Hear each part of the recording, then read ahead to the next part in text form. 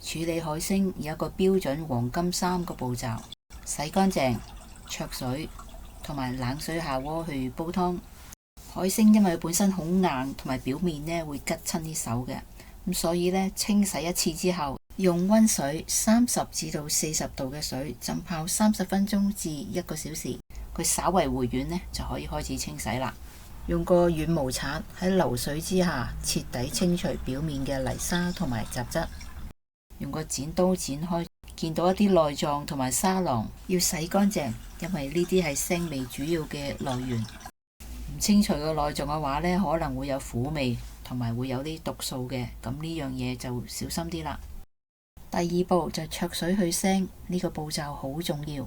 準備一鍋燒開嘅熱水，加入3至4片薑、葱段、2湯匙料酒，加入已經洗乾淨嘅海星，焯1至2分鐘，避免焯水太耐而令到海星過分收縮。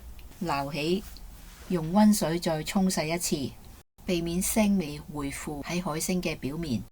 咁海星就預備好，可以同其他嘅材料冷水下鍋一齊煲湯。呢張圖片係我上次買海星嘅時候喺個店鋪介紹海星食用嘅時候，我影低咗呢個資料，大家可以參考一下。